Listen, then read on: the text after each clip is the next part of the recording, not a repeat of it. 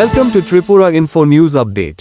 প্রাক্তন মুখ্যমন্ত্রী বিপ্লব কুমার দেবকে বিজেপির জাতীয় সাধারণ সম্পাদক হিসেবে নিযুক্ত করা হয়েছে। দলের নতুন দায়িত্ব পাওয়ায় তাঁকে অভিনন্দন জানিয়েছেন মুখ্যমন্ত্রী ডাক্তার মানিক সাহা। তিনি আশা প্রকাশ করেন, বিপ্লব দেবের নেতৃত্বে জাতীয় স্তরে বিজেপি আরও শক্তিশালী হবে।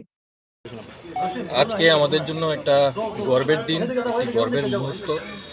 আমাদের এই রাজ্যের যে সন্তান, আমাদের ত্রিপুরা রাজ্যের ভূমিপুত্র, যিনি আমাদের 18 সনে আমরা দেখেছি যে দীর্ঘদিনের বাম সরকারকে সরিয়ে এখানে প্রথমবারের মতো ভারতীয় জনতা পার্টির সরকার যিনি প্রতিষ্ঠা করেছেন, রাজ্যের প্রথম মুখ্যমন্ত্রী ছিলেন।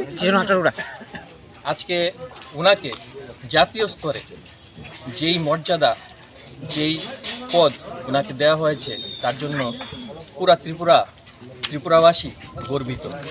এবং সেই যে ওনাকে যে ন্যাশনাল জেনারেল সেক্রেটারি করা হয়েছে, সেই খুশিতে আমরা এখানে একত্রিত হয়েছি, আমরা এখানে আনন্দ করছি। এবং ওনার ভবিষ্যৎ যাতে আরও উপরে উনি যেতে পারেন, আরও শুভকামনা জানাচ্ছি ওনাকে। আগামী দিনে আমাদের সংগঠন আরও মজবুত হবে ওনার নেতৃত্বে, এই আশাটুকু আমরা রাখছি।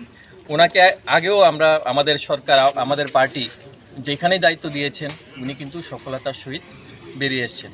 আগামী দিনেও ওনার সফলতা আমরা কামনা করি। দেশের প্রধানমন্ত্রী ও বিজেপি সর্বভারতীয় সভাপতির উদ্দেশ্যে কি বলবেন?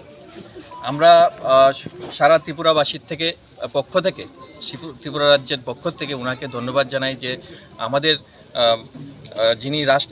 যিনি রাজ্যের মুখ্যমন্ত্রী, প্রাক্তন মুখ্যমন্ত্রী ছিলেন, এবং এই রাজ্যের যিনি ভূমিপুত্র এবং বাঙালিদের মধ্যে প্রথম জেনারেল সেক্রেটারি, যতটুকু আমি ধারণা করছি, বাঙালিদের মধ্যে প্রথম ভারতীয় জনতা পার্টির জেনারেল সেক্রেটারি আমাদের মাননীয় শ্রী বিপ্লব কুমার দেবজি।